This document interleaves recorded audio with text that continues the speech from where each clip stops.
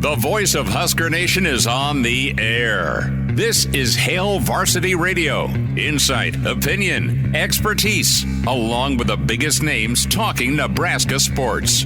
Join in with the show at 402-489-1240 or 1-800-825-5865. Now, here are your hosts, Chris Schmidt and Elijah Herbel.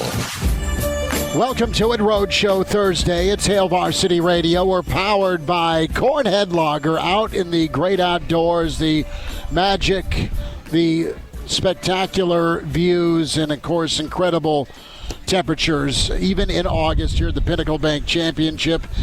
Indian Creek is where we're located today and tomorrow. Hail Varsity Radio, Chris Schmidt, Elijah Herbel, Will Wilson, man in the studio back at 3800 Cornhusker. Big thanks to Will. And we are all set up to talk some Husker football, dive into some golf, hit some gambling, and anything else you want to jump in on. 489-1240, the number to dial up, 489-1240, 800-825-5865 along the Hail Varsity Radio Network. Can email Chris at hailvarsity.com, and you're always encouraged to check out the stream, Hail Varsity YouTube. Like and subscribe there. I look like I'm in witness protection. If I use my camera, I'm having to double up and buddy up behind the shadow of one Elijah Herbel. So that's what I'm into. It's nice after this new camera setup that we've had in the studio, which appears to have been moved somewhat back by Will. That's new. Will's better with that camera than I am, apparently. I finally look taller than you again, which is nice. You should be. 6'3.5". Oh, you're giving me an inch. Okay, 6'2.5". 6'2.5-ish. Some of us are at 5'9" and stopped there at 7th grade. Well, no, this is good for my ego, though. After a week of feeling shorter than you, I finally have reclaimed my rightful place atop the totem pole. We will dive into what's happening here at Indian Creek, Pinnacle Bank Championship, and think about the times you've golfed with dad or grandpa, a loved one, a family member, and maybe dad still got you. Grandpa still got you. That was done on the professional level today with the Gucheski family. Papa Bear Scott finishes at -1, Trevor at -1, Luke at +1. But they wrapped up their round probably an hour and change ago. And a pretty touching scene. Hurrdat Sports has it filmed and there for your viewing pleasure on Twitter. But really cool scene where two brothers and dad get to hug and handshake after a round professionally. Just an awesome event every year here at the Pinnacle Bank Championship at Indian Creek. Excited to be back out. A different setup for us. There's some trust given to us once Sasha picked this up, and bless her heart, there was probably a handful of folks that wanted to see me hop along all the way winding down the road with the busted ankle. But I got a cart ride because, as Todd will email in, I am a diva. So we got dropped off, shockingly enough, right in front of the Patron tent. That's where we're stationed. That's where we're positioned. And that is a lot of trust given to us within arm's grasp, within an option pitch on 3rd and 2, away from the entrance to the Patron tent. You're invited down, though. Get out here for this weekend. Pinnacle Bank Championship. Log on to their website. Bring out your clients. If you're a client, demand to be taken here.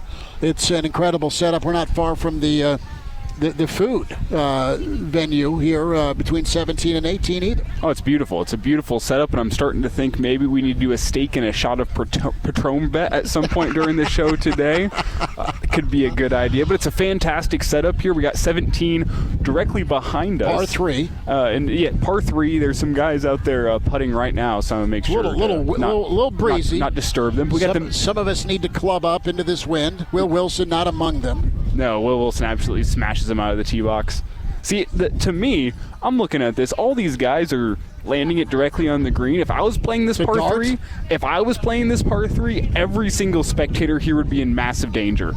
Going right, going left, wherever you end, long, short, no matter where you stand, you're in danger if I'm teeing off here. So credit to these guys. Some fantastic golfers up here at the Pinnacle Bank Championship. We had a 9-under shot today. Yep, that's the leaderboard.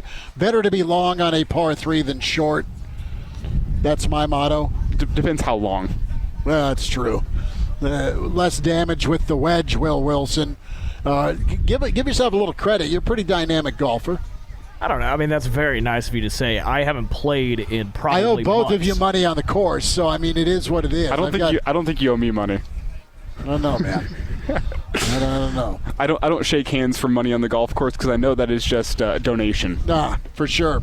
We'll dive into what's in store with some of the Nebraska skill position players. Brandon Vogel, counter read with us in 15 minutes. Check that, 10 minutes.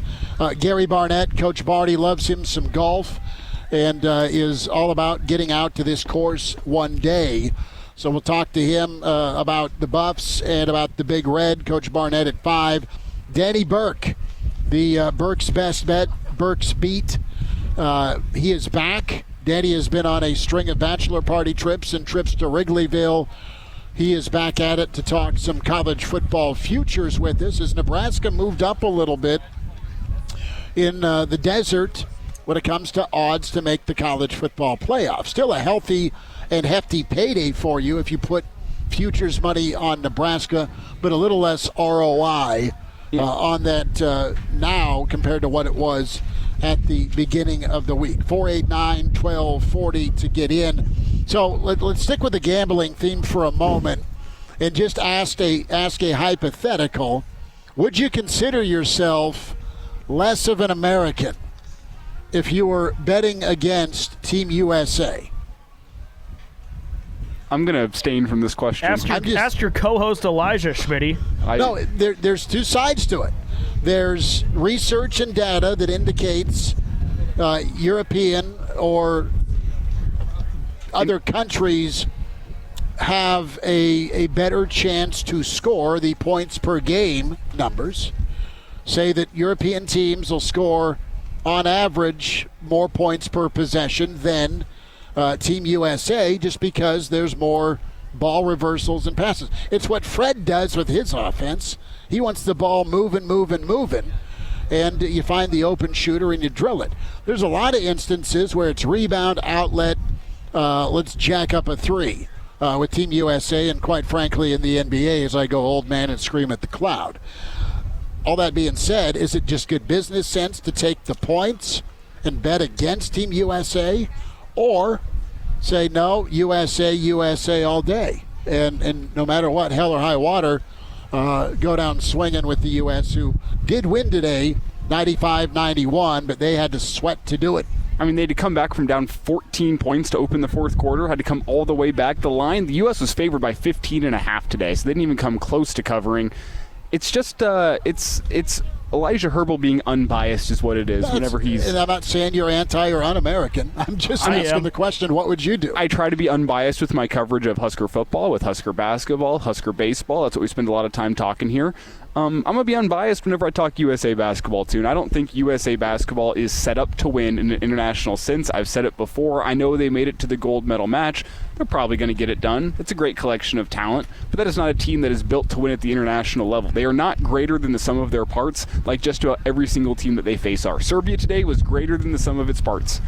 Brazil, tournament long, has been greater than the sum of its parts. The United States is not that. They rely on superstars, and they have probably the five of the 6 best players in the world are on their roster. That's great for Team USA. They should be blowing teams out of the water. They should not be having to come back on Serbia late. That's what I'm saying. After they already kind of torched them. The U.S. is not built to play at the international level. I think it was smart to say Serbia had not only a great chance to cover, but a great chance to win today. Was I rooting for Serbia? I'll abstain. You were rooting for the cover. It's okay to play USA wins, Serbia covers. I was kind of rooting for Serbia to win. You were rooting for Jokic. That's your guy. Yeah, I think Cruz said it somewhere in the chat here. Elijah likes Nikola Jokic more than his own country. What was the wager? I mean, you guys still haven't pulled off the 9 beers, 9 dogs, 9 innings. Next Saturday looks great, Will, just to let you know. Was it a $20 wager that the U.S. wouldn't win gold? It was 50. It was 50? No. Pretty sure it was 50. Okay, well, $50 that the U.S. doesn't win gold. Will's feeling better about his bet, so he's upping the buy-in now. Okay, all right. But I'm cool with that. I'm just asking how you would wager out there, listening to us or watching us on Hail Varsity YouTube. Like and subscribe there. Hail Varsity Radio Twitter, where you can also catch the show along the Hail Varsity Radio Network, AM 590, Omaha's ESPN, KFOR in Lincoln, Cardi Hastings, Grand Island, the ESPN Superstation. Got a chance to see Mr. Doug Duda last night. That was awesome. News Talk 900 in Columbus. Quick shout out to our colleague Jeff Moats, Gold, when it comes to the Nebraska Broadcasters Association for Best Sportscast in the state. Moatsy from downtown Bag. Good for you, Moatsy. Humble brag, we took silver for best breaking news, and that was the Trev going to A&M, which that plaque is it's kind of crooked. Like you walk into the Delta House and Animal House, how the picture above the fireplace is a little crooked. Yeah, we'll hang it a little crooked just so we have a little Hail Varsity to it. NU Grandpa checks in first, tied at the finish line with Eat Beef. They both got in about 26 minutes before showtime. Husker Steve is in. Jack says, what's up? Afternoon, fellas. Got my Hail Varsity Radio shirt in the mail. Jack, if you get an extra, give us a shout. Trevor is here. Justin is in. Arlo, good to have you. Arlo Jr. is in. Jeff Coe is here. He says, wow, USA basketball made it interesting. Patrick is here as well. Uncle Jimmy, good to have you. Mr. Snitley, Jeff Snitley, part of the Boulder Peace Treaty. Jack, HVR has T-shirts. How am I just finding this out? There's a link, isn't there?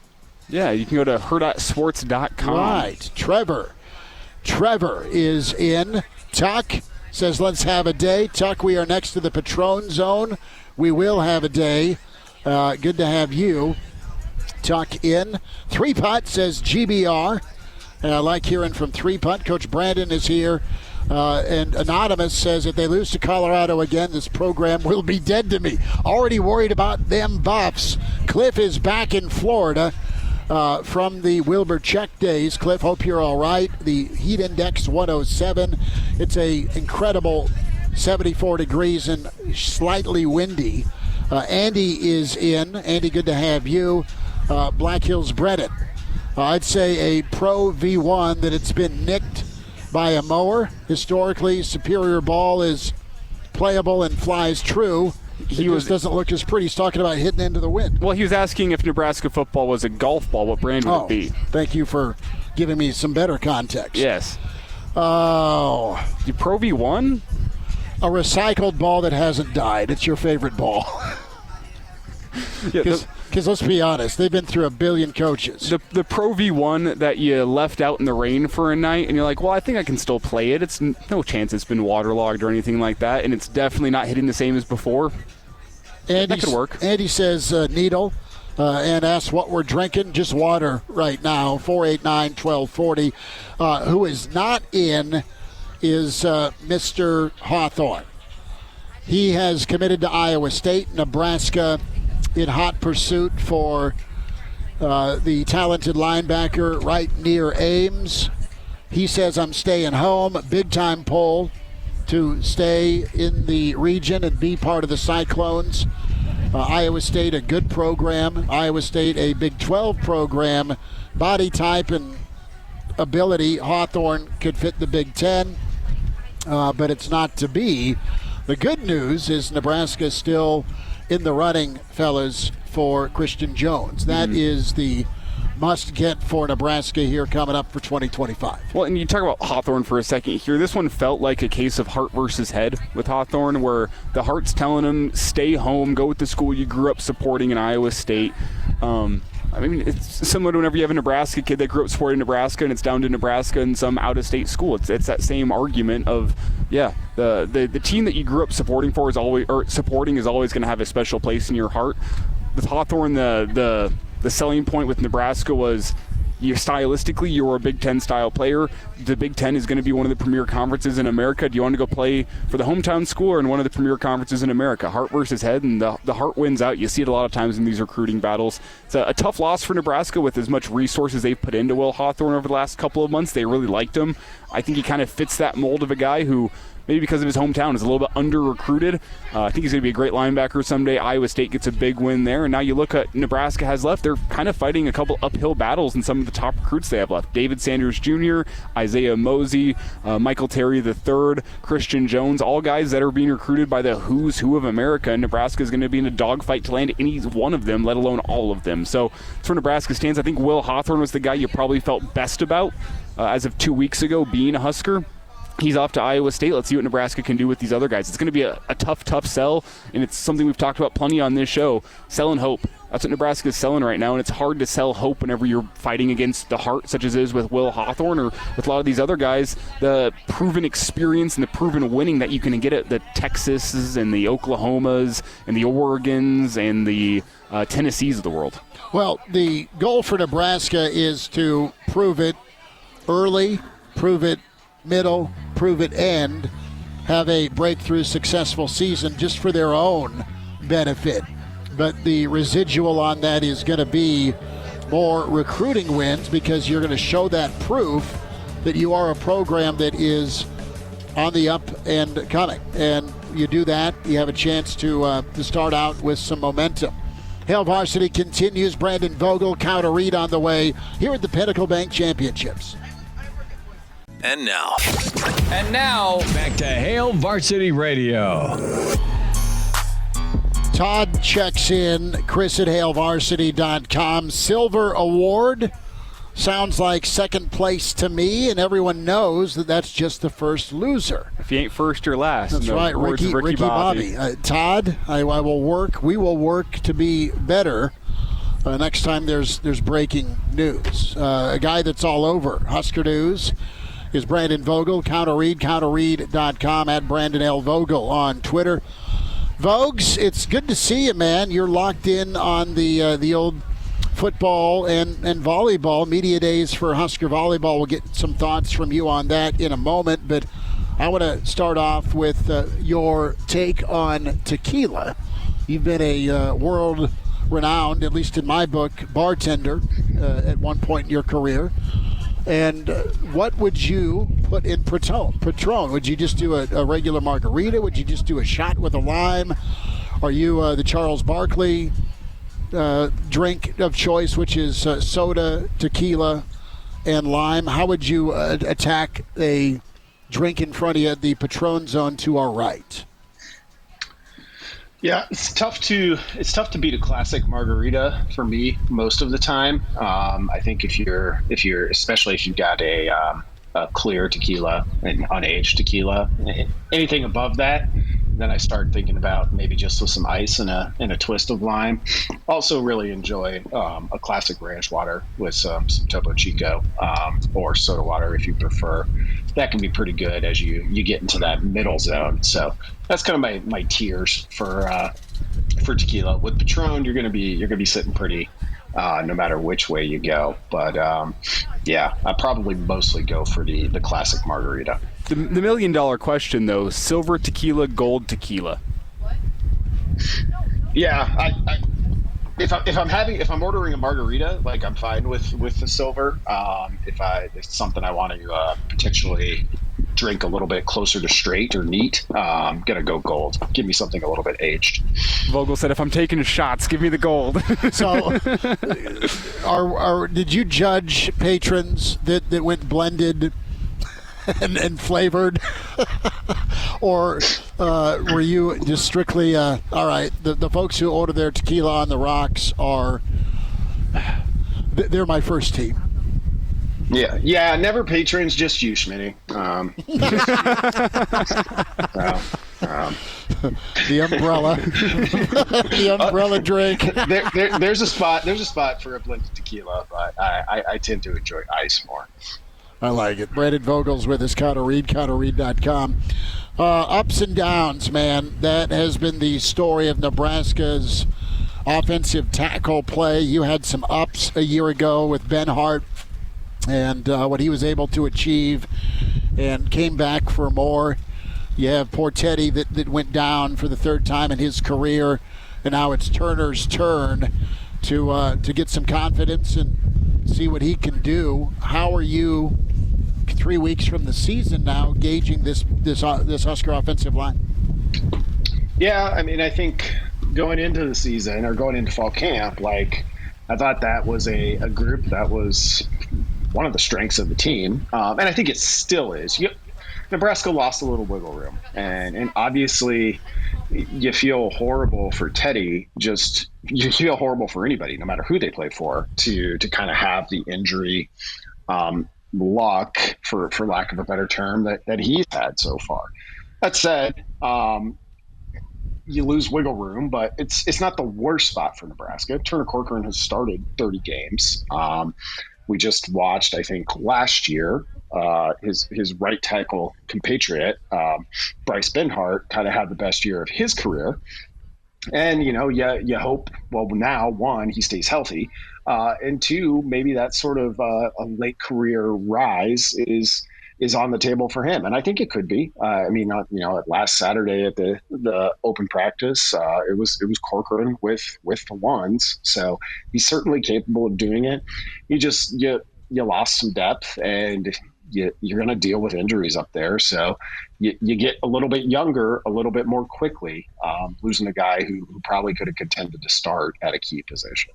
It's Brandon Vogel with us here on Hail Varsity Radio as we talk Nebraska's left tackle spot. And Brandon, let's say that Turner Corcoran shows zero development this offseason. I don't believe it. I do think he'll make some strides, being able to be locked in all offseason, all fall camp in one position, the position he's going to play in the fall. Another year under Donovan Raiola, another year in the strength and conditioning program. I think he'll take some strides. But let's say what he has been over his first 30 starts is what he's going to be in 2024. The ups, the downs, there's been plenty of downs. Let's say that's what Nebraska gets. How much do you think that affects the offense in 2024 if Nebraska is weak at the left tackle spot? Obviously, the left tackles in the NFL, they're the ones making the money. It's important to protect the blind side, especially so whenever you're dealing with a young quarterback such as Dylan Raiola. How much do you think that affects things if Turner is that same guy that we've seen before? Yeah, it's kind of a two-way street, because I also wonder how much an improved offense could help him a little bit. Like in terms of run blocking, I think Nebraska across the offensive line, not just Corcoran, held its own for the most part, and I would expect it to be better in that regard. The struggles came in pass protection, and that's tough. That can be a quickness thing. That can be an athleticism thing, particularly at left or at either tackle spot. But if you've got a little bit more efficient passing game, if it's a little bit more of a drop back game with a more prototypical passer, that can be a little bit easier to protect if you execute it well. So it becomes one of those things like, anybody on that offensive line in terms of pass protection could have pretty much the exact same season they did a year ago. If the ball comes out on time, if the receiving core is better, if the quarterback plays better, you'd probably give up less sacks and less pressures anyway. So it's one of those things that's a little bit of a coin flip to me. Brandon Vogel with us, counterread, counterread.com. A hot take question from Dylan Vogues. And for the upcoming season, defense will underwhelm/perform compared to last year's performance, and the offense will exceed expectations this year. What do you think of Dylan's thoughts? I could see it.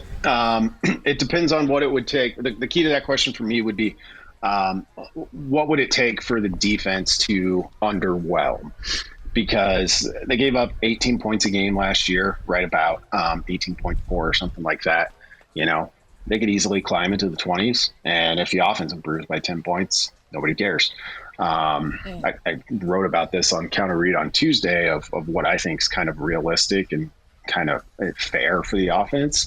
And I could see them up around 26, 27 points a game. That buys you a lot of room for the defense to, maybe give up a couple more points a game. Like, I think they'd have to be – Nebraska would probably have to be at about 500 for me to be like, wow, the defense really just, with all they had coming back and what they did a year ago, didn't perform the way any of us would have expected, and I think is reasonable to expect, because I do expect Nebraska to boost its offensive point total quite a bit to at least the mid-20s. So that'd be the defense sliding back to 24, 25 points a game. Do you anticipate the defense maybe giving up a handful more of big plays, and that trade-off being more turnovers, more ball hawking? Yeah, it could be. I mean, if you're really going to put an emphasis on that, that can be kind of one of the classic trade-offs. Nebraska did a really good job against the run a year ago. Gave up a couple of, some big passing plays. And I think given the moving pieces in the secondary, it's fair to expect that they'll probably give up more via the pass than the run. And that gets dangerous quickly. A big play can be 20 yards. It can also be a 60-yard touchdown. They all kind of count the same when you're tallying up explosive plays at the end of the year. So I could see that. And I mean, I talk about it for Nebraska from an offense perspective. Like, the shortcut to more points is more big plays. Well, it's the same thing for the defense. And I do think, at least until we see, 3-4 games from this defense, it's not unreasonable to say, yeah, they could give up a couple more big plays than they did a year ago. Brandon, on the flip side of this, if Nebraska's defense does take another step forward, what does that look like to you? What does a dominant defense in modern college football look like? Because it isn't the 7 points per game average that maybe you could find 20 years ago in college football. I don't think that's what a dominant defense looks like anymore. What does a dominant defense look like in your eyes? Yeah, it's tough to get that high anymore. I mean, what was 2009 Nebraska, like 9 or 10 points, 10 points per game? I would don't throw rocks at me. I would look across the river. I think Iowa gave up 13 or 14 a year ago. And they just keep doing it. I mean, Phil Parker, the DC there, is phenomenal in the consistency that he's had. And they do that without a ton of help from the offense, usually, at least in the past 3 or 4 seasons. That's kind of as good as defense gets, really, when you consider talent, when you consider what's, complementary football, what's on the other side of the ball. So if Nebraska gets to 13 or 14 points allowed per game, then it's kind of like remove the safety belts, because anything is possible on the high end, I think, this season. Brandon Vogel with us. Couple more minutes. It's Hail Varsity Radio road show here at the Pinnacle Bank Championship, Indian Creek. Day one of just this incredible tournament. We have Chamber of Commerce weather. It is fantastic.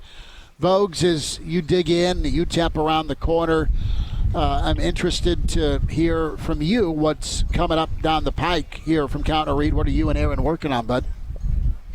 Yeah, starting to dig into some of that preseason stuff. Aaron had a really good read on Nebraska volleyball today, kind of coming out of media days, and as a long look ahead to the season. Interesting season for Nebraska volleyball, which we can talk about as we get a little bit closer. But continue to dig into some of these sort of big picture things. We had all off season to kind of, I think, assess the lay of the land, how we feel about Nebraska, how people nationally feel about Nebraska. And now now you can start dialing in a little bit, talking about position battles and some surprise players. I've become really intrigued over the past couple of weeks based on what we've seen from fall camp with the linebackers. So probably have something coming up on that next week. And from there, we'll see where the news takes us. Brandon Vogel, find him with Counter Reed, counterreed.com. And the Common Fan Pod is also what's going on with Vogues and the fellas that have done a nice series this summer to keep you entertained and locked in. The funny thing, and Vogues, we're up against it, so I need 2 minutes on the other side. But one of the funny tweets yesterday, Elijah, was the bow and the jet sweep. Conflicting issues. We'll get Vogues' take and a little volleyball thought. Hail Varsity continues. And now, back to Hail Varsity Radio. Back with you, it's Hail Varsity. We're powered by Cornhead Lager, Chris Schmidt, Elijah Herbel, Will Wilson back at the studios as we're here at the Pinnacle Bank Championship. Pretty good. And Brandon Vogel sticking around for some overtime. This is pretty good. Without Googling, name a famous historic battle. Brandon Vogel on social media. It was year one, Bo Pelini's picture versus the jet sweep of Wisconsin. Is there another historic battle? I would say Elvis Peacock v. the Clock and Huskers if we're going into the 70s. Is there something that comes to your mind without Googling a historic battle in the sports world? 1982 Nebraska versus Pennsylvania college football referees slash sideline would be one that immediately comes to mind. It's tough to beat the jet sweep one. I saw that tweet. That was pretty solid. Instantly took me back to 2012 unwillingly, but that's where I went. So you've covered a lot of games and you've seen some improbable how'd they do that in 2012, and then the end of 2012 was that night in Indy, and then a fight between Fonzie and Elshon Jeffrey in the South Carolina-Nebraska bowl game went bad after it was tight. Where do you lean, man, when you cover Nebraska? Has it been more, wow, this really got out of hand, or how did they do that? What side of the scale are you on? So I started my first year on the beat was 2011. So it's been a lot more of where did that come from instead of wow, how did they do that? In fact, I'm kind of working on something for I think game week of I really hope Nebraska has that moment this year. That's wow, how did they do that? Because it's been a while, particularly, during the Pelini era, especially later, it came to be defined by like the why type of losses. And, not to make this about 2012 totally, but I was thinking about the Pelini era.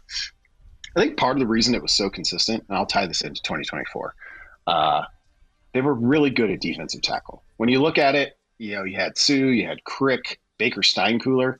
And then later on, you had Vincent Valentine, Malik Collins. It was that middle stretch, which included 2012, specifically that game in Indy, where they were a little shorthanded in the middle. And it makes me think like it's so hard to recruit those guys. Like D tackle is really, really hard to get somebody special. Nebraska had a pretty good run. And I think this 2024 group is probably as good as it's been on the interior defensively since probably 2015. Vogues, to wrap with volleyball, the story today and column with Counter Reed is the great responsibility quotient or portion of expectations. And, yeah, you're loaded, you're good, you're talented. You have just that one next step that this program's achieved not that long ago, and that's to win the championship. All that being said, what's the headspace going to be like for Cook and company as they're just missing that their validation. Their validation's incredible. They get to championships, they get to Final Fours, but they want one more ring. Yeah, they do, and I think it's a little bit of a challenge. Last year you started off with like the ultimate bang with Volleyball Day in Nebraska that earned you a E60 documentary this year that apparently has Texas fans all fired up. Fair enough, they won the title. Last year too, you had the storyline of like this team didn't have any seniors. Well, you have that, and that's nice and that's good, and you made it all the way to championship game. You bring all those players back. It's a little bit like Ohio State football to me with Ryan Day having added Chip Kelly and everything they did. Like there's not a lot of room between your head and the ceiling just from the start, which is always the case for Nebraska volleyball a little bit. But I think it's especially the case this year. And watching the USA women today with three Huskers advance to the gold medal match, kind of made me think like, John Cook, for all he's done at college, like he's done everything he can do there. Like he might have even been a better international coach when you just look at like how many players he's prepared to play at that level. Thinking specifically of Justine Wong-Orantes in this scenario, like before she even arrived, Cook told me he's like, effectively like she's an international player, and then here she is in her second Olympics, and he's just done that continually. That doesn't have anything to do, I guess, with Nebraska volleyball this season. Just a thought I had while checking out the Olympics today. Love it. Vogues, we'll check in on Saturday morning. Really appreciate your time as always. Thanks, guys. Have a good one. There he is, Brandon Vogel, counterread.com. Him and Aaron Sorensen, good stuff. Elijah, you are saying hi to the listeners, man. Yeah. Folks coming in and out of the Patron tent saying, Elijah, do you want a neat? Do you want some salt? Do you need a lime? How was it? It was good. I said I'll wait till hour 2 for the beer and the shot of Patron. Second shot of Patron too. Just kidding. But it was the whole Nate Vaughn's watching crew coming through, stopping by the tent, watching Nate on 17. Nate, I believe, I'm not sure how he did on 17 now that I think about it, but going into 17 he was still at even par, which is a very respectable score for the day. If he keeps that up, we'll likely get him through to the weekend. So local talent, Nate Vaughn's, I believe he golfs at Creighton, doing some work here in the Pinnacle Bank Championship, and he had a big old watch party following him around the course. We'll get into this here and a little bit further into hour 2. Gary Barnett is 20 minutes away. Danny Burke joins us at 5:40. Some futures looks at college football. Who is Nebraska? Who's their 1,000-yard receiver this year? Do they have a 1,000-yard receiver on the offense? Nayor, Banks, what's the number for Thomas Fidone? 25 catches a year ago. Does that double? Does that go over the 50-touch mark? He needs more touches. And I'm interested in red zone rushing touchdowns for Nebraska football in 2024. Get how you want to get down between the 20s, but be able physically, which is what Rule wants to be and is, be able to slam it home. But we've spent a lot of time talking skill guys. You pair that with generational talent in Dylan Raiola. Do you think Nebraska's got that guy, that go-to guy that can just be a matchup nightmare? We know Nayor can run by you. We know that Banks is your 3rd and 8. He'll get you 9. We know Fidone over the middle of the field and then some yak. We know Ramir Johnson on the screen game is an option, but they have a guy that can be a Palmer or a Stanley Morgan. That's my question. On paper they do. Do they get it done? Yeah, well, you're talking about a 1,000-yard receiver. Nebraska's had two in their history. Sure. Could you make the argument that it'd be better for Nebraska to have a collection of 500-yard guys than one 1,000-yard guy? Because you look back at those seasons, Trey Palmer was torching just about everybody. I mean, he got 500 of those 1,000 yards in 2 different games. You look at Stanley Morgan, he was kind of the epitome of consistency. You could consistently trust him. That season was that 2018, that he would go for probably 75 yards a game pretty consistently to get to that 1,000. Can Nebraska, the question to me is, find consistency at that wide receiver position? Can they find 2 or 3 guys that every single game are getting 50 to 75 yards a game? The other Brian says Bonner going to be the dude this year. We'll continue this discussion. Hail Varsity here at the Pinnacle Bank Championship. We're powered by Cornhead Lager. Hail Varsity Radio is live. Now, back to Schmitty. Schmitty's a great guy, but he don't have a brain. And Elijah. You want me to speak? When I point at you, yeah. On Hail Varsity Radio. Back with you, winding down this first hour. It's Hail Varsity. We're powered by Cornhead Lager, Chris Schmidt, Elijah Herbel. Big thanks to Will Wilson back in studio as we're here at the Pinnacle Bank Championship, perched right beyond 17, the par 3. Next is, I'm calling it the food zone, but it's the Hurrdat Sports Pavilion, which is awesome. All sorts of grub to our left, all sorts of Patron and hydration options to our right. In the Patron zone. The Patron zone. That is big time reminder to buckle up. Use your seatbelt. It saves lives. It prevents injuries only if properly worn. Make it click. A message from the NDOT Highway Safety Office. As we're here tomorrow as well. Maybe it's a boat show, the Prestige Worldwide tribute in the pond over yonder. A couple of good questions we've been chewing on. Black Hills Brennan asks, what kind of golf ball is Nebraska football? If you had to label the trusty old ball of choice, many of us like the Pro V1. I like those kind of squishy, whatever they're called.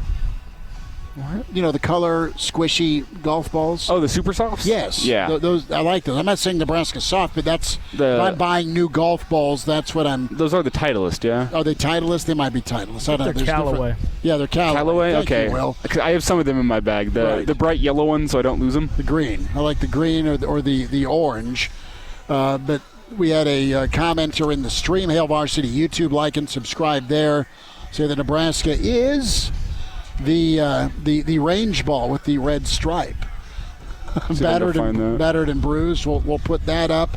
Also, what's the best value for Nebraska when we talk receiving?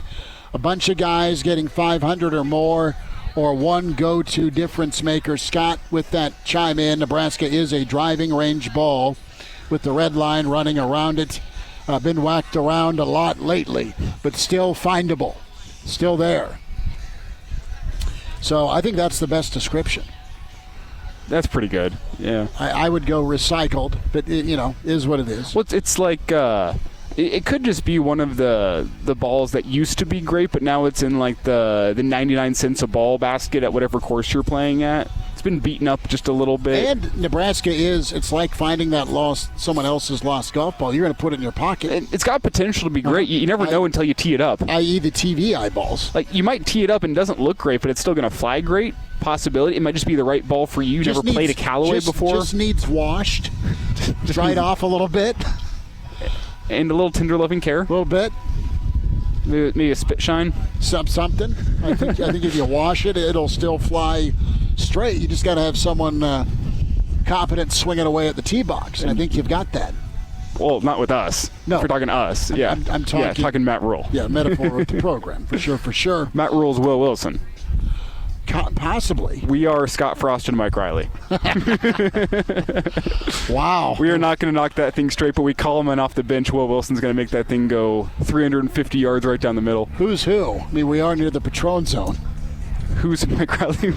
Let's not get into that. Let's not go there today. Still fresh wounds with the tequila. Okay. We'll get to Gary Barnett, talk some Big Red football with Barney, the Buffs, and that Athlon story earlier in the week. It's Hail Varsity here at the Pinnacle Bank Championship. We're powered by Cornhead Lager. The voice of Husker Nation is on the air. This is Hail Varsity Radio. Insight, opinion, expertise, along with the biggest names talking Nebraska sports. Join in with the show at 402-489-1240 or 1-800-825-5865. Now, here are your hosts, Chris Schmidt and Elijah Herbel. Back into it at Tower 2. It's Hail Varsity, powered by Cornhead Lager, on the road here at Indian Creek, the Pinnacle Bank Championship. And what an amazing course this is. Coach Gary Barnett with us, loves golf, awesome football. Coach, you ever had a chance to swing away up at Indian Creek? I have not had a chance to do that, but I'm yet to see a golf course I didn't like. So would love to play it if I'm in the area. Well, let's make a call. And sometime that can happen. You'd be in love with it. Great greens and very scenic. So how are things in Buffland as we're 3 weeks away, Coach? Well, it's, once again, we've got 40-some new players. So it's trying to learn names and numbers and that kind of stuff. But practice has been, it's been interesting. I think my takeaway so far is the new defensive coordinator, Robert Livingston from the Bengals, has greatly improved our defense. I think that the combination with recruiting and the change is just watching them, they're more organized. They're more fundamentally sound, as I can tell right now. And we've had hardly ever see the ball squirt through the defense. So it's, not all positions are settled yet, but defensively I can see we're better. I think we've got some depth at quarterback this year that we didn't have last year. We haven't done a lot of tackling yet, so I don't know. I can't really tell running backs. All of our running backs are new. We have one walk-on that returns. And then after that, everybody's new. We have 4 or 5 new walk-on or new players there. Receiver core looks good. Travis Hunter looks good. So it's hard to tell. The Buffs don't get any love from ESPN, and the rankings still have them way down there, even though the bettors are betting on them. But I think they're betting on Deion, not betting on us. But so far camp's good. It's got its normal fights and its normal stuff, but they had a good go the other day in the red zone and a lot of energy. So I'll know a little bit more in the next 10 days. Offensive line-wise, we're a little better than we were last year, I think, and maybe significantly better on one side of the ball, on one side of the center. So we'll see when things get tough who shows up. But, anymore, it's hard to tell. When you only go once a day, it's a little hard to see who really is tough enough to be there.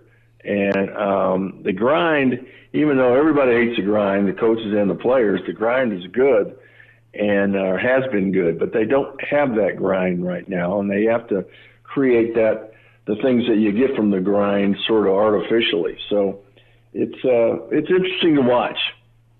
Gary Barnett's with us, Hail Varsity Radio. Coach, I want to follow up, and Athlon put out some interesting comments and reports just about culture at Colorado with fights and behavior. And how is morale? Did you hear or see that Athlon stuff early in the week? And 2, what's the vibe you're getting from the players and coach? Fights are going to happen. Totally get it. What's allowed, what's permissible, what's policing, all that stuff is part of that grind. But what's your assessment right now as you look at CU? Well, I read everything, and like anybody else, if you read it, you can't help but be alarmed somewhat. And then I talked to our basketball coach. We were playing golf, and I had sent him the article, and he says, I'm always concerned when people talk anonymously. Mm-hmm. He says, I take it with a grain of salt when they talk anonymously. If they want to stand up and say, I'm so-and-so and this is what I saw, that's something else, because then they got to be held accountable for what they're saying. So nobody holds these guys accountable for what they're saying, and a little bit of that. But I also know that whenever there's smoke, there's always a little bit of fire somewhere. So my guess, the truth is somewhere in between, and your interpretation of what you see is what becomes the truth to you. So it's, the whole article itself certainly isn't a compliment to the Colorado football program or to Deion. One of the players who's been there for a number of years came out and said, basically, we're in the spotlight. Everybody knows because of Coach Sanders that we're in the spotlight. Everybody's looking at us, and everybody's having an opinion, and we're doing things that other people do, and people don't like that. And so it's easy to create some haters. And part of that's true as well. Phil Lodeholtz, the offensive line coach, is a kid I recruited, and his response has been that, our locker room is no different than any other locker room he's been in, NFL or college.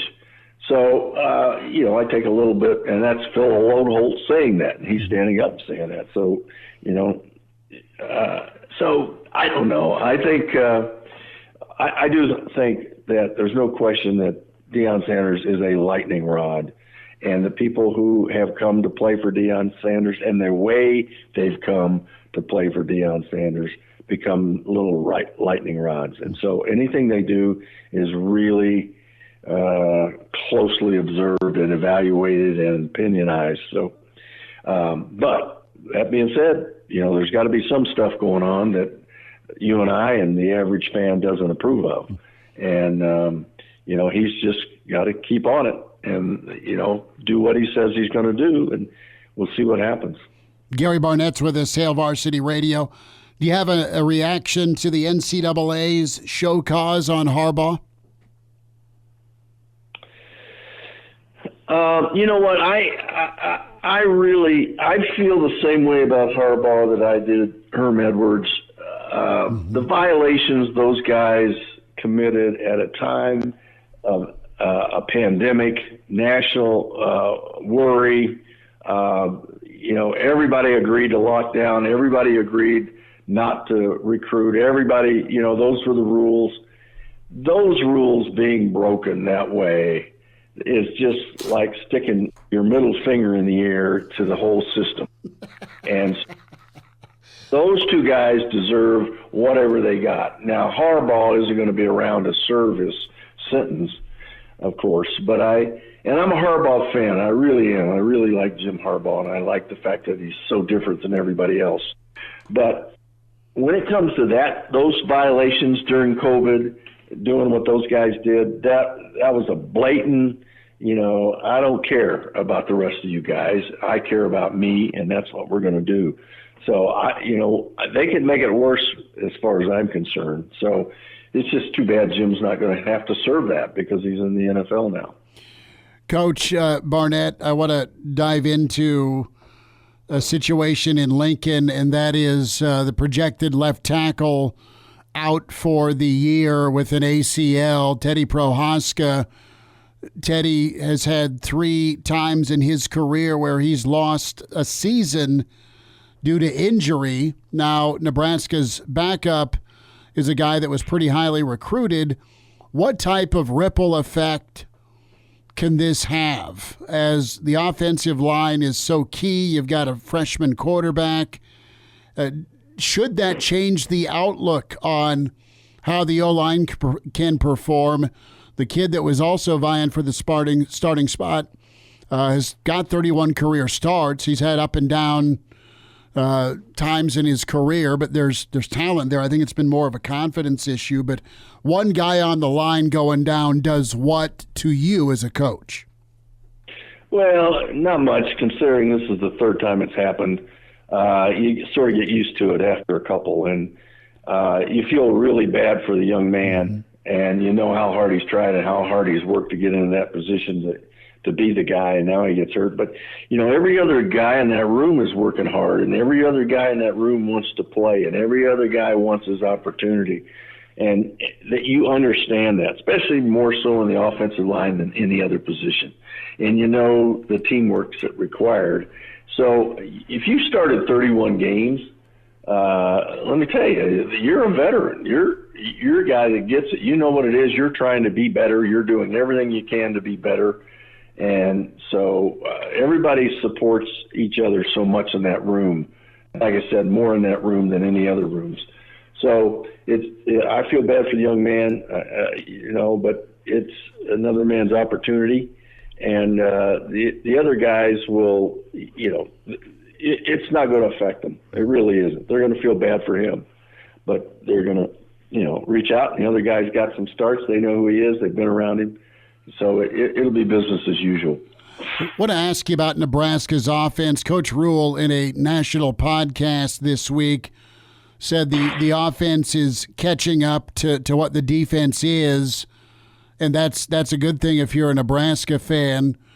As you look at the kind of that back and forth you want to have in camp with the offense and defense, what's a fair expectation, Coach Barnett, offensively, plugging in, presumably, again, a freshman quarterback with veterans on the offense? What's a fair jump offensively for a team to make? Well, first of all, if you have to pick between your offense being ahead or your defense being ahead, this point in time, you go with having your defense be ahead, because at least you can limit the scoring. You can give yourself a chance if you're playing good defense. If you're not playing good defense, then you have to outscore people, and that comes down to a lot of consistent execution, which is hard to do. So I think that going against a defense that's really sound and really good helps your offense. Day in and day out, every day you're going against good people, and eventually you'll catch up. You may not catch totally up because it's very few teams do. Usually each team has one advantage: offense, defense, and you can throw in special teams if you want. But you don't want your advantage to just be special teams. But it's nice to have them. So just going against a consistent defense really helps you develop, and especially young guys. They get an understanding of what a good defense looks like. And what it does, it creates a grind for the offense every single day, that they've got to go play against somebody that's playing better than they are right now, and they've got to figure it out. And so they look at film better, they look at film harder, they are more self-evaluatively, and they evaluate each other, as it goes through. So I think it's a good thing. You don't have any choice, right? So you got to take it as a thing, and keep developing. But it keeps the pressure on the offensive guys to get better, to get as good as the defense. Coach Barnett, I wanted to ask you, from a head coach, what's an acceptable turnover? And the topic of turnovers and freshman quarterback play, the befuddling turnovers, i.e. dropped snaps, or let's throw a ball up in the air, a 50-50 ball when you don't have to. What are you'll never live with a turnover, but what can you somewhat stomach? What was your mindset? You can't stomach any of them, and you wait till the end of the year to see whether it was too many or not. So you can't. Turnovers, 90% of games are won or lost with turnovers. So either getting them or losing them, and you just can't lose them. Everybody has to understand what a turnover does. At the same time, you've got to respond to it. But you coach against turnovers all the time to some extent. Now, there's times in practice, when I would take my quarterbacks and just say, hey, look, if they pick it off in practice, they pick it off. But I want you to get a good feel for what you can do and what you can't do. And take your chances in practice. Take your chances in throwing in the windows. You're not sure if you can get it in there. See it. Get some confidence trying to throw it in there. I don't care about turnovers in practice. I care about turnovers in games.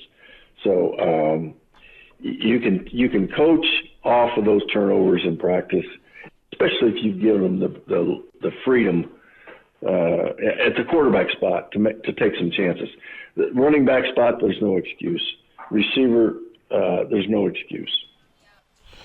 Gary Barnett with us, Hail Varsity Radio. We're here live at the Pinnacle Bank Championship, Indian Creek. A few more minutes with Coach Barnett. Not all turnovers created equal, specifically position-wise. The quarterback, they're going to happen from time to time, but you get him at I-back or wide receiver or tight end, you are going to lose your mind. Or in the center quarterback exchange. As a coach.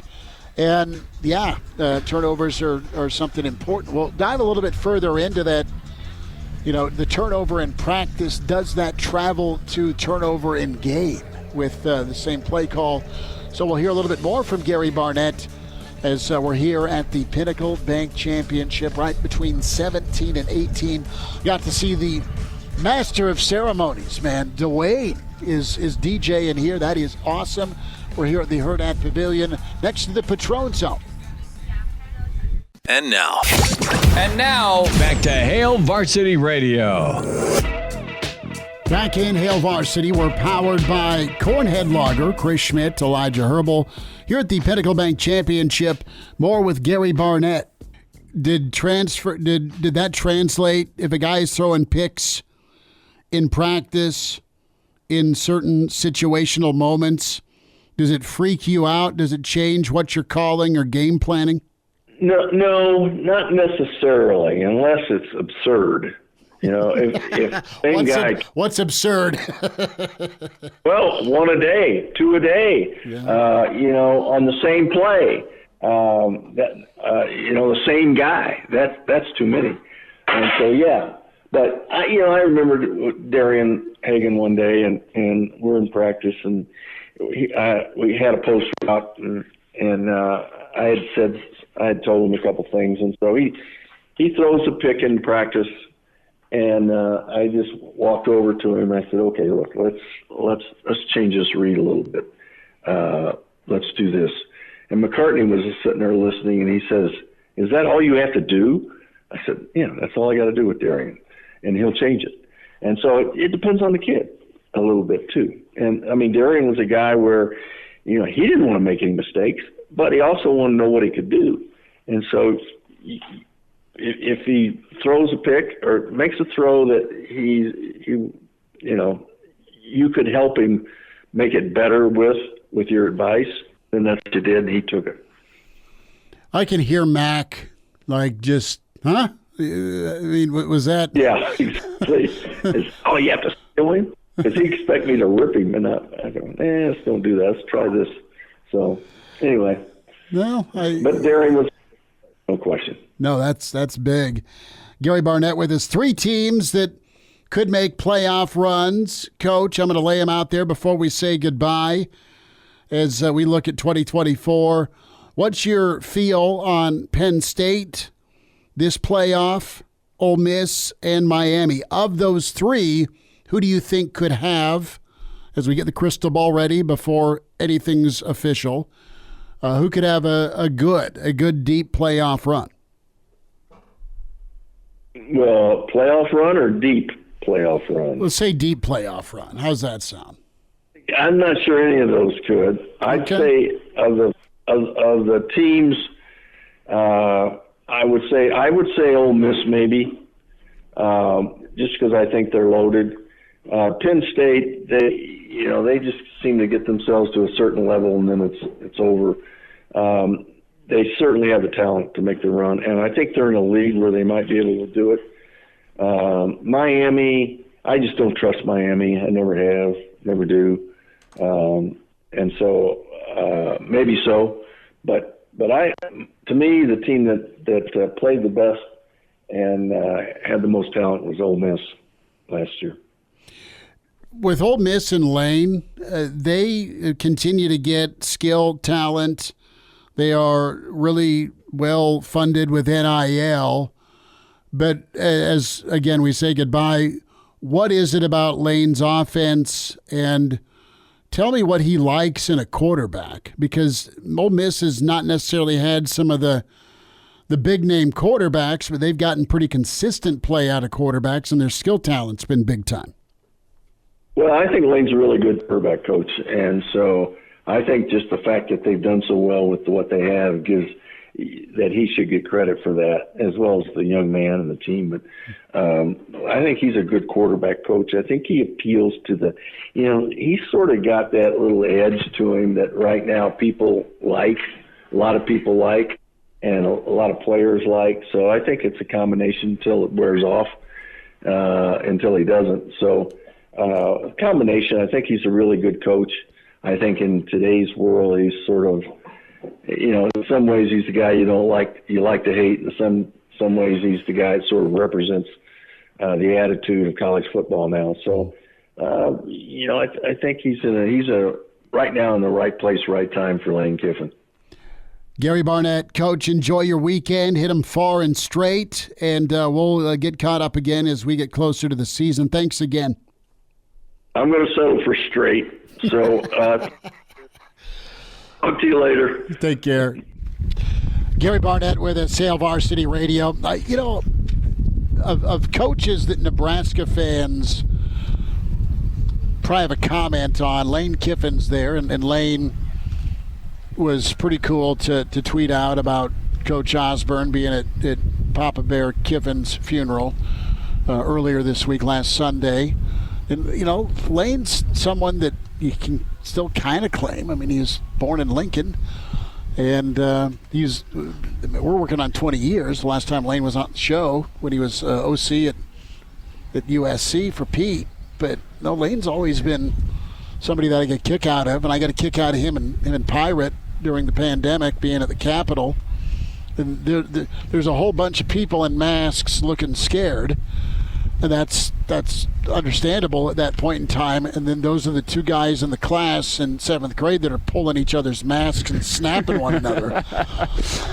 Where they just walk out and pull their mask down. Maturity level. I love it. But good insight from Coach Barnett. The podcast will have both those segments, Spotify, iTunes, Google Play for the audio, and the video version, Hail Varsity YouTube. And let it be known, you said Lane's one of those guys that a lot of Husker fans of other coaches that will have a comment about. There's been a lot of people through the past, year or two that have come up to me and said, man, I used to hate Gary Barnett whenever he coached against Nebraska. Now you guys have him on every single week, and turns out he's a likable guy. It's an interview I look forward to every single week. Barney's the smartest football dude there is, and he has been gracious to us for 1,000 years, and we are going to keep tapping into that as long as he'll keep taking the phone call. I got to get him some golf. I got to get him out here at Indian Creek. I've played here before a couple of times. This is more his skill level than mine. As I said, if I was playing here, I said it back in hour one, all the patrons that are here right now would be in grave danger. Well, the cool thing here is birdie beers for $3 when somebody birdies here on 17. I think we just had a birdie, actually. Somebody rang the bell. There is a cowbell out here. And it says ring the bell for birdie beers. I know the last group that just came through, somebody rang the bell. I'm not sure if he just saw the bell and wanted to ring it or if he actually hit a birdie. To be fair, I was focused in on our interview with Coach Barnett, but I think we might have birdie beers currently. What's phenomenal is they've got the list of drinks to the Patron tent to our right here as we're at 17 with Hail Varsity Radio.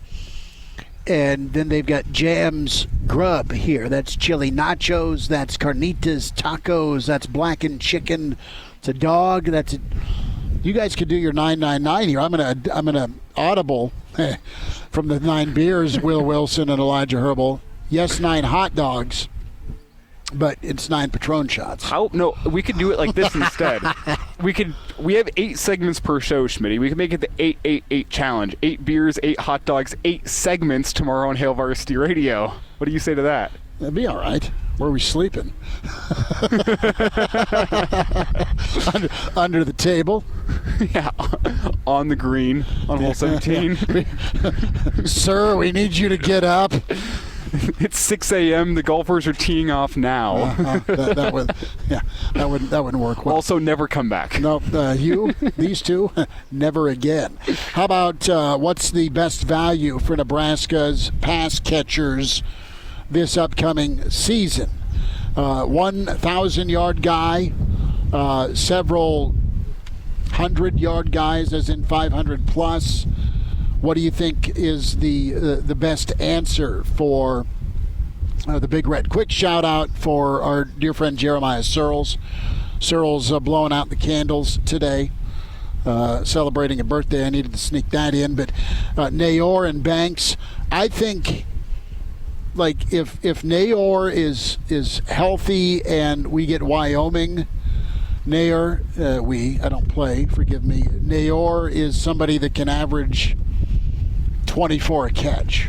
All right, that's exorbitant, but with his speed and ball skill ability deep, that's doable. Banks, he is a volume dude. He needs at least 12 targets a game. Ooh, that's high, but I see where you're coming from. Right, and then Fedoni's right there with give me another 8 targets. I know we're working on 45 passing attempts. That's not the answer either. Okay, keep your passing attempt between that 20 and 30 window. Keep your rushing attempt in that 30 to 40 window. You're going to get 60 plays a game in the Big Ten traditionally, and you can fast forward it all to Nair being a 500-yard guy with massive yards per catch. Banks can be somebody that, yes, is your red zone target along with Fedoni, And Banks can be near that. I mean, he was right around the 1,000. He was at 917 a year ago and first team all ACC. Well, my question here, and you kind of preface this in hour one by asking, will Nebraska have a 1,000-yard receiver this year? I think it's more important if Nebraska can get 3 to 4 guys into that 500 yards this season range. Like, you look at the top 3 guys, how I forecast it coming into the season: Banks, Nayor, Jalen Lloyd. I think those are going to be the 3 wide receivers that the first time you go 3 wide receivers against UTEP, I think those are the 3 wide receivers that are going to be out there. And your top tight end target is going to be Fidone. If you can get all 4 of those guys to 500 yards, I think it means great things for the Husker offense. Is that doable? That's 2,000 total yards through the air.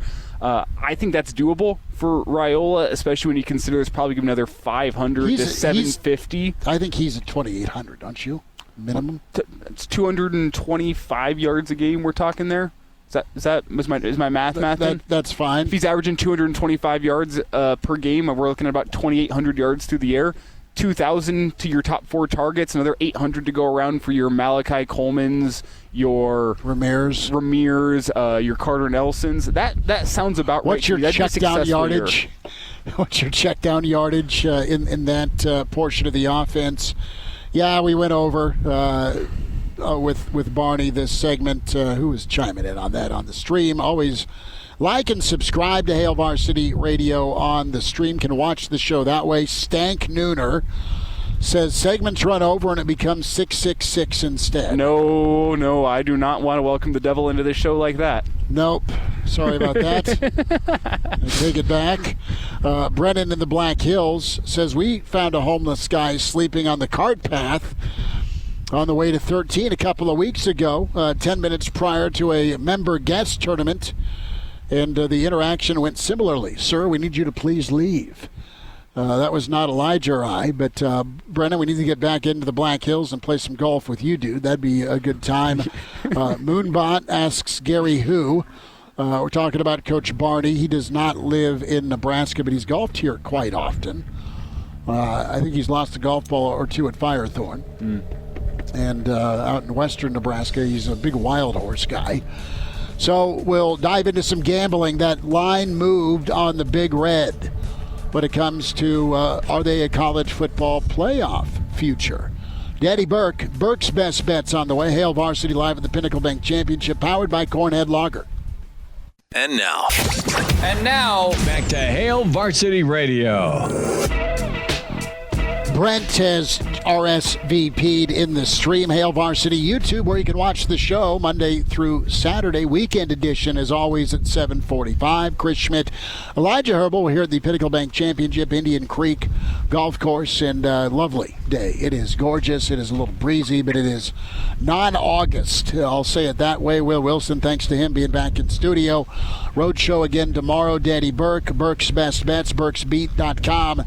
At Danny Burke 5 on Twitter. Prior to Chicago, you have either been in Wrigleyville or at a bachelor party. Does your piggy bank have any ones left in it? I think it's got a little bit, enough to get by for the rest of the summer, Schmitty. So we're hanging on by a thread, but we need some of these picks to come through to help supply the rest, I suppose. Well, with bachelor parties, Wrigleyville, how's your liver doing? It's struggling as we're getting up there in years. I'm not like you guys, anymore there in Lincoln in the college town, getting these reps in on a consistent basis. So it's like every other weekend. So, the consistency of it is dwindling down. So I guess I'm trying to build up for the fall and winter season when we're just staying in, enjoying these football games with some nice beverages. Yeah, just like football, you use the summer to get ready for the fall. You're putting in your hours in the gym/bar. I think there's a lot of parallels there this time of year. Coach McBride said it best. You got to punish your body, show it who's boss. Danny Burke. Danny, tell us what you're doing now here with a couple of additional outlets, bud. Congrats. Yeah, appreciate it, guys. So, I just joined the team over at Stochastic and Odd Shopper. So what Stochastic is a DFS website and outlet and tremendous tools where you could sign up, and it gives you all these simulation tools to help set your fantasy lineups for literally whatever sport you want to play, from MMA to NFL, and it can run the simulation for you 10,000 times. Amazing track record with people using it, not only at the company, but users themselves. So that's part of it. And then the other side side, Odd Shopper is looking at a lot of bets, a lot of tools and algorithms to help give you plus EV type of bets, the best numbers compared to the rest of the market. We're helping you get tips, advice, all of that. So I'll be producing a lot of content on both sides, video, written, audio, the whole 9-yard, guys. So excited to be joining a great group. Danny Burke with us here at Danny Burke 5 on Twitter.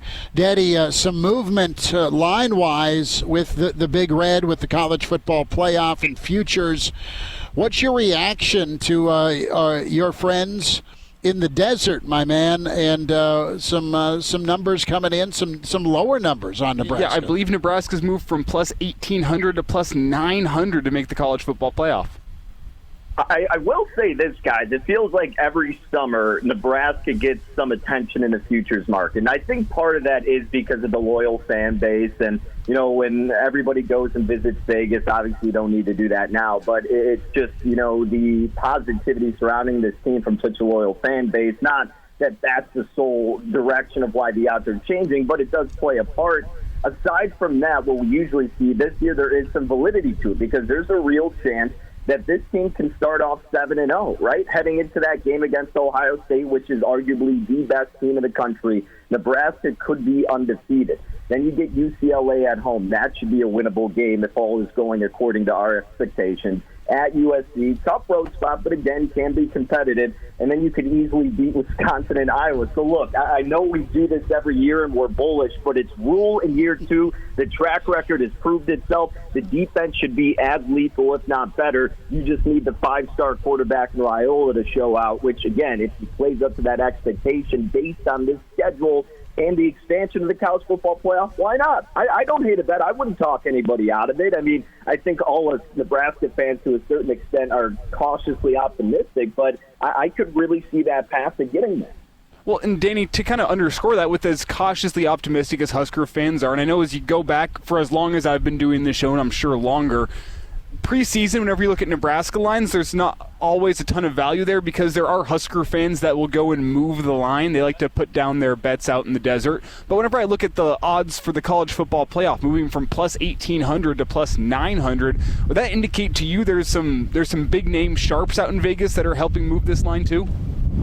So it's a tricky space, and the futures department moves a little bit differently, of course, than your bet-by-bet on a game-by-game basis and say like a normal Saturday with a spread or a total, because with futures, if you hung a higher line, which these books did at 18-1, as you're saying, with Nebraska, yes, sharp money is going to impact that, but simultaneously, if you get enough of the public money, because it could potentially be such a big exposure, that's going to cause these books to naturally adjust. So you can get a little bit of action elsewhere, and it kind of deters some of these bets from going toward Nebraska at that double-digit price. So the answer is yes and no. I think realistically, it's probably a mixture of both. I'm sure you get some respected money based, again, on what the expectation is, how the schedule is laying out. You tie in all those things with more respected money being there, but also a plethora of public money because that avenue for success is there. So I certainly think it's a combination. More than likely, it probably just has to do with the volume of your public bettors versus sharper guys, but definitely getting a mixture of both, I would presume. Danny Burke is with us here. Hail Varsity Radio. Stochastic is where you can find Danny, and at the Odds Shopper as well, at Danny Burke 5 on Twitter, burksbeat.com, the podcast and the site. Danny, about 2 minutes here. I know we got to get you in and out. Who do you like for a futures bet right now? Give me a couple teams that you're just in on. Doesn't matter the schedule. You've analyzed their roster, you've analyzed their quarterback play, you like the coach, whatever the reason may be. Is it really Georgia and Ohio State, or can you talk yourself into maybe an alternative? You know, I mean, for me, I'm pretty much very invested on this Ohio State team. And it's not an exciting answer. It's not anything that's going to move the needle. But you even heard Urban Meyer say this is one of the, if not the most talented group of players that he's seen in Buckeyes uniforms. Now, of course, you could just be saying that, but the proof is in the pudding, and I think we'll see that with Ohio State. Outside of that, you know, I still have reservations about a Penn State. I think Alabama's going to be a big question mark as well, of course, with the coaching change. I certainly like the looks of Utah and always enjoy and appreciate how stable their program is. So in terms of maybe a shorter shot but still a little bit of value, I like this Utah team. Going outside really quick, guys, it's the state national championship. If you want to really, maybe not a long shot to make the playoffs, but a team that you should be looking to bet on a game-to-game basis, how about Rutgers? They have a very easy schedule ahead, and they made some improvements last year. Their coaching staff has been stable for the past few seasons. That may be a team to keep on your radar that I guess you guys monitor it a lot, but people outside the Big Ten should probably be aware of more so. You know what? Rutgers is that's going to be a black and blue ball game for Nebraska. We'll see what things look like for Nebraska against Colorado for sure. That's your launching point moment, but don't kid yourself. It is that Rutgers game could be dirty and a straight up Jersey bar fight. Danny Burke with us from Stochastic and OddsShopper.com. Danny, we'll let you get out, partner. Thanks for making time today. Anytime, guys. Enjoy the rest of your night. All right, there he is, Danny Burke, Burke'sBeat.com, at DannyBurke5. Check out the spots he's at, Stochastic and Odds Shopper. Elijah and I, and we'll just kidnap Will as well and cross that river and get our friends with Ameristar, and we'll have to do another parlay this time that hits. An opening week of college football. Yeah, I don't like our chances. One more time as we wind down a Thursday here from the Pinnacle Bank Championship on Hail Varsity. And now, back to Hail Varsity Radio. One final time here from the Pinnacle Bank Championship here at Indian Creek Golf Club. Don't forget Damon and Ravi here tomorrow morning with Hurrdat Sports. They'll get rocking at 7. Chris Schmidt, Elijah Herbel, Will Wilson. Alex is on the horn, 489-1240. Alex, go ahead. Thanks for calling. Hey, guys. Great show, man. I live in Nicaragua, but I'm in Florida right now. But phenomenal. I noticed that the stop set music was better and the board was tighter. It's probably because of Will Wilson, but I got to say, a lot of it is so good. Generational talent. Hey, and I got a question for you guys. What does Tropical Storm Debbie and Scott Frost have in common? Oh, is this arable, Alex? They're both slow and full of liquid, but Scott is full of Tito's. Alex, appreciate you calling. That was a planted phone call by Will Wilson. Does Alex actually live in Nicaragua? Is he still online with us? Alex, are you so? Hello, tell us about the golf courses in Nicaragua. He is no longer on the line. He's no longer on the line. He has disappeared. Was that a part of the setup, or is he a legitimate individual living in Nicaragua? Said Florida, though, didn't he? Yeah. Said now he's in Florida, but usually Nicaragua, if I'm reading or interpreting that correctly. So you guys have heard me talk about the late, great cousin Dino before. And we miss and love Dino, and Dino's the biggest Husker fan there ever was. So his widow, my sweet Audrey, she was in town last weekend, and her daughter is actually moving. They've got a place in Disney, like on the course in Disney. Apparently there's a golf course in Disney. Mm-hmm. But she's moving to Medellin. I'm not kidding. It's like, what is she doing down there? IT? What? Hold on. I've got a relative that's moving to Medellin. Because there's like a theme park in one of Pablo's old joints down there. Yeah. No pun intended with the joint part, but it's a theme park. I don't think Pablo was into the weed. That's where everyone starts there, don't they? Well, yeah, that's a good point. Slippery slope. It's a gateway. Medical, yes. Recreational, hell no. But that's how Pablo started. He was only selling medicinal marijuana. He got a hold of Boston George in the movie Blow, and immediately it turned into Jorge and George in their own island. Well, my other question is she allowed to tell you what she's doing in Medellin? Because it could be an FBI type thing. Well, she works. Or CIA. Cousin Dino invented. Remember Palm Pilots? Do you guys? The name rings a bell. Right. It was pre BlackBerry. So it was a Palm Pilot. It was a digital product that you had a screen and a little pen, and it helped you organize. It wasn't an iPhone. It wasn't a BlackBerry. But the Palm Pilot stuff was all Dino's software. And it's still very popular with the cartel? No, I'm saying that's the type of tech, computer programming software. That's her line, my friend. It's not. Are you making balloon animals or a delivery? Okay. I do hear Medellin is beautiful this time of year. Sure it is. As long as you keep your head. All right. We will be better tomorrow. No promises. Back here at the Pinnacle Bank Championship. Indian Creek Golf Club, Hail Varsity, back at you at 4 tomorrow. Thanks.